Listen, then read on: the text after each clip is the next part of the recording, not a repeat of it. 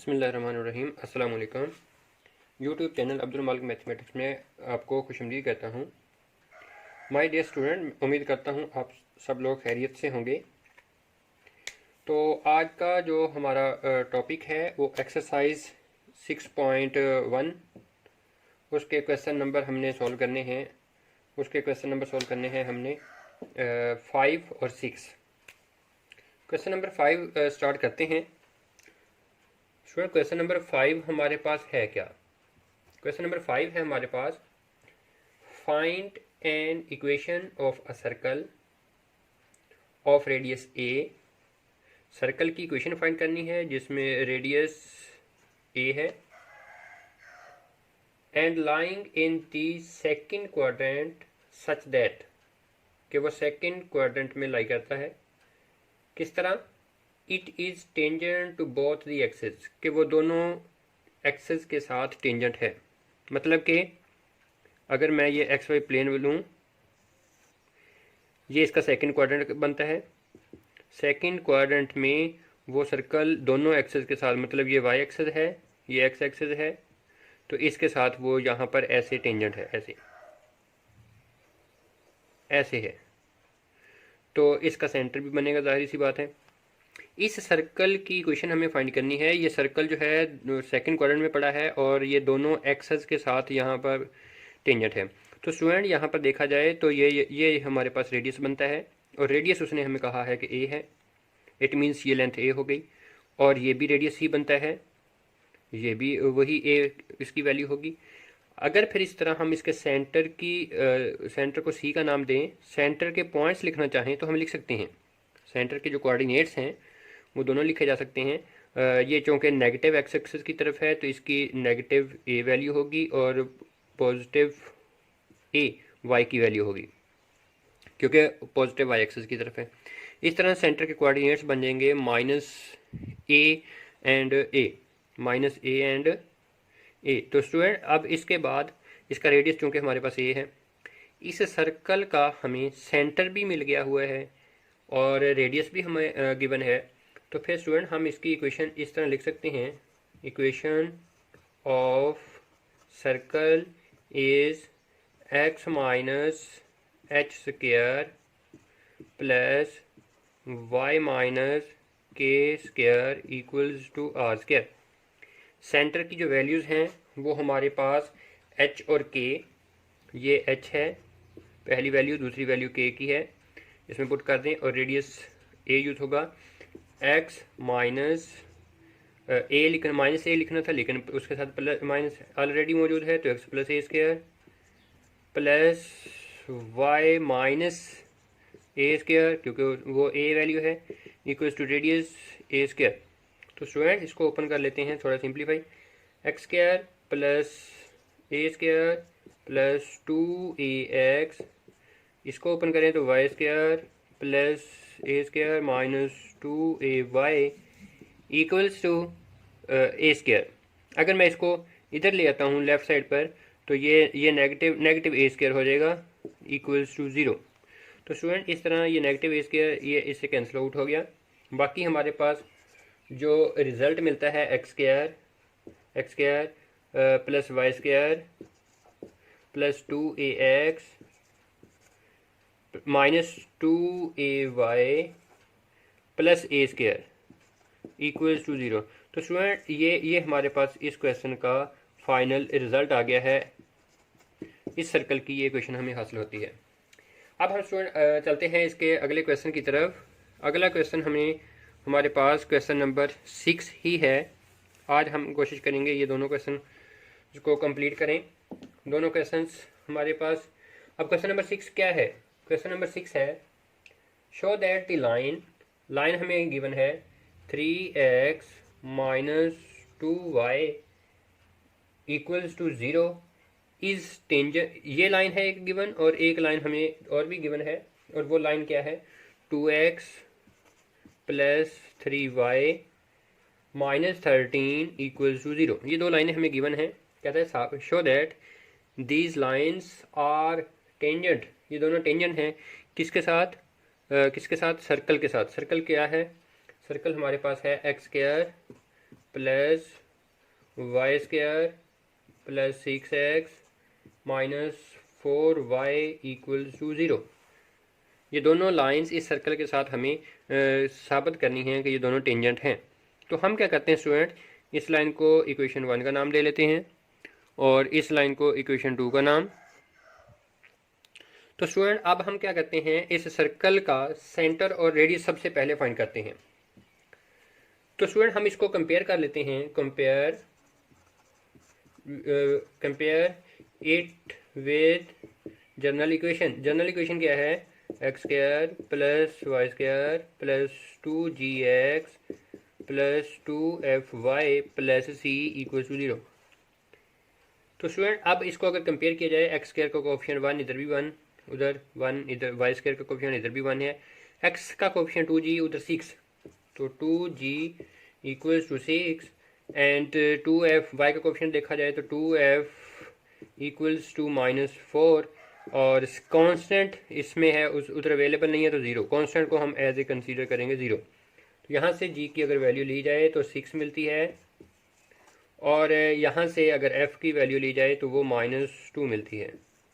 तो स्टूडेंट इस तरह से इस सर्कल के मुताबिक जो सेंटर का पॉइंट था, सेंटर -g और -f है, तो स्टूडेंट इसमें सेंटर हमारे पास बना -g यानी कि -6 और -f यानी कि -2 आएगा तो +2 हो जाएगा, ये सेंटर बना। और इसी तरह स्टूडेंट हमारे पास जो सॉरी यहाँ पर ये 2 डिवाइड होना था, यहाँ पर 6 नहीं आता, हमारे पास यहाँ पर 3 आता है और ये 3 फिर आएगा। अब हमारे पास जो रेडियस है वो मैं इधर ही फाइंड कर लेता हूँ, radius g square plus f square minus c under root. तो स्टूडेंट g की वैल्यू है 3 स्क्वायर प्लस f की वैल्यू है -2 स्क्वायर माइनस c की वैल्यू 0 होल अंडर रूट। तो स्टूडेंट 3 का स्क्वायर 9 2 का स्क्वायर 4 अंडर रूट। तो इस तरह हमारे पास जो रेडियस मिलता है वो 13 अंडर रूट मिलता है। इस तरह सर्कल का सेंटर भी मिल गया और रेडियस भी हमें मालूम हो गया। अब हम कैसे साबित करेंगे कि ये दोनों लाइंस इस सर्कल के साथ टेंजेंट हैं। तो स्टूडेंट इसके लिए हम काम ये करेंगे, फॉर एग्जांपल ये जो सर्कल है ये हमारे पास यहाँ पर ऐसे अवेलेबल है, ये सर्कल है। अब इसका सेंटर पॉइंट हमें मिल गया हुआ है, सेंटर पॉइंट सी है, नाम उसका -3 2 और उसके कोऑर्डिनेट्स, और इसका ये रेडियस ले लेते हैं। ये रेडियस हमारे पास 13 अंडर रूट के बराबर है, ये हमारे पास 13 अंडर रूट के बराबर है। तो स्टूडेंट अब हम क्या करते हैं, इस पहली लाइन की बात करते हैं। पहली लाइन 1 जो है, अगर यहाँ से गुजर रही है ये लाइन ऐसे टेंजेंट, हमें यही साबित करना है कि ये लाइन टेंजेंट है। तो अगर ये लाइन टेंजेंट गुजर रही है तो इसका इस सेंटर से डिस्टेंस इस लाइन 1 का सेंटर पॉइंट से डिस्टेंस कितना होना चाहिए स्टूडेंट्स, r के बराबर होना चाहिए। तो हम यही काम करेंगे कि इस लाइन का सेंटर से डिस्टेंस लेते हैं, अगर r के बराबर आ जाता है, r के बराबर मतलब √13 आ जाता है, तो फिर हम कह देंगे कि ये हमारे पास ये जो लाइन है ये टेंजेंट है। तो इस लाइन का हमें डिस्टेंस लेना है सेंटर से। सेंटर हमारे पास ये है और लाइन की इक्वेशन है हमारे पास 3x। हम लाइन 1 की बात कर रहे हैं, तो 3x minus 2y equal to 0। इसको जनरल इक्वेशन के साथ कंपेयर किया जाए, इसमें a की वैल्यू आती है हमारे पास 3, b की वैल्यू आती है -2 और कांस्टेंट की वैल्यू आती है 0। तो पॉइंट का लाइन से डिस्टेंस लेने का formula d equals to ax1 plus by1 plus c mod over a square plus b square under root. ये हमारे पास इसका फार्मूला है। इसमें वैल्यूज पुट करते हैं, x1 y1 जो होंगे वो c के कोऑर्डिनेट्स होंगे। a की वैल्यू 3 है, 3 आ गया। x1 की वैल्यू -3, ये -3 प्लस b की वैल्यू -2 और y1 की वैल्यू +2 और कांस्टेंट c है वो 0। इसका मॉड ओवर a स्क्वायर यानी कि 3 का स्क्वायर प्लस -2 का स्क्वायर यानी कि b का स्क्वायर होल अंडर रूट। तो स्टूडेंट इस तरह हमारे पास ये -9 ये -4 मॉड ओवर ये 9 +4 अंडर रूट। तो स्टूडेंट ये माइनस के 13 मिलता है और नीचे आता है हमारे पास 13 अंडर रूट। तो स्टूडेंट मॉड की वजह से ये पॉजिटिव 13 हो जाएगा और नीचे अंडर रूट 13 है हमारे पास। तो स्टूडेंट ऊपर वाले 13 को अगर हम 2 टाइम अंडर रूट में लिख दें तो लिखा जा सकता है, क्योंकि दोनों का मल्टीपल 13 ही होगा और नीचे अंडर रूट 13। ये ऊपर इसको डबल लिखने का मकसद ये था कि हम इसको एक को कैंसिल कर सकें। तो ये स्टूडेंट हमने डिस्टेंस लिया है पहली लाइन का, इस पहली लाइन का कहाँ से, सेंटर से, क्योंकि हमने सेंटर का पॉइंट यूज़ किया और वो बराबर आया है अंडर रूट 13 जो कि आर की वैल्यू के बराबर है। तो फिर हम कह सकते हैं कि ये जो लाइन 1 है ये टेंजेंट है किसके साथ, इस सर्कल के साथ, इस सर्कल के साथ ये टेंजेंट लाइन है। तो अब हम ये क्या काम करते हैं, अब हम दोनों दूसरी लाइन की बात करते हैं। दूसरी लाइन के लिए सर्कल हमारा यही है, सेंटर पॉइंट यही रहेगा, रेडियस यही रहेगा। तो फिर इसमें ए बी सी की जो वैल्यूज़ हैं इक्वेशन की वजह से चेंज हो जाएंगी, फार्मूला हमारा यही रहेगा। तो स्टूडेंट उसका सोल्यूशन जो है वो हमारा यहाँ से स्टार्ट होगा। अब हम उसकी बात करते हैं। तो हम क्या करते हैं, हम उसमें से ए बी सी की वैल्यूज़ लेते हैं। तो स्टूडेंट अब यहाँ से अगर मैं इस इक्वेशन को रेज़ कर लूँ, इक्वेशन 2 की बात कर रहे हैं अब हम। तो इक्वेशन 2 क्या है, 2x, हम मान लेते फ़र्ज़ करें यही लाइन है, किसी और जगह पर जाएगी, ज़ाहिर सी बात है। चलो हम इसको चेंज नहीं कर रहे, हम इधर ही इसको लिख लेते हैं 2x - 3y - 13 = 0। इसमें a की वैल्यू 2 मिलती है, b की वैल्यू 3 मिलती है और c की वैल्यू -13 मिलती है। इसी फार्मूले में हमें वैल्यूज़ पुट करनी है। स्टूडेंट इस फार्मूले में वैल्यूज़ अगर हम पुट करते हैं तो हमें मिलता क्या है, d = a की वैल्यू 2 आ गई और x1 की वैल्यू -3 प्लस b की वैल्यू 3 आ गई और y1 की वैल्यू 2 और ये -13 इसका अंडर रूट ओवर a² यानी कि 2 का स्क्वायर और प्लस b² b मतलब के 3 का स्क्वायर, इसका होल अंडर रूट आ गया। अब स्टूडेंट ये -6 हो गया, ये +6 हो गया और -13 मॉड ओवर 2 का स्क्वायर 4, 3 का स्क्वायर 9 अंडर रूट। तो स्टूडेंट ये कैंसिल हो गया, -13 का मॉड रह गया। आपको पता है कि -13 का जो मॉड है वो -13 +13 ही हो जाएगा, क्योंकि मॉड की वजह से वैल्यू उसकी पॉजिटिव होगी और नीचे 13 अंडर रूट। स्टूडेंट पहले की तरह ही इसको हम 2 टाइम अंडर रूट में लिखते हैं, 13 under root multiply by 13 under root over ये 13 अंडर रूट।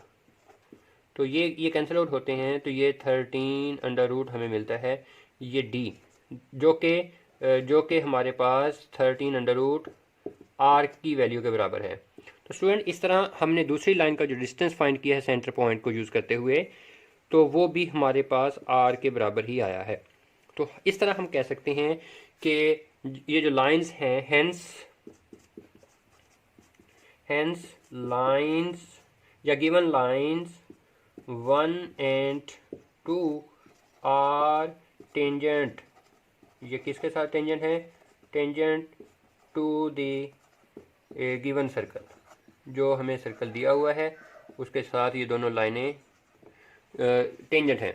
उम्मीद करता हूँ स्टूडेंट आपको मेरी वीडियो पसंद आई होगी। इसको लाइक कीजिएगा, दोस्तों के साथ शेयर करना मत भूलिएगा। आपका बहुत शुक्रिया। और मेरे चैनल को सब्सक्राइब करना मत भूलिएगा ताकि आपको अगली वीडियो बर वक्त मौसूल हो सके। बहुत शुक्रिया, अल्लाह हाफिज़।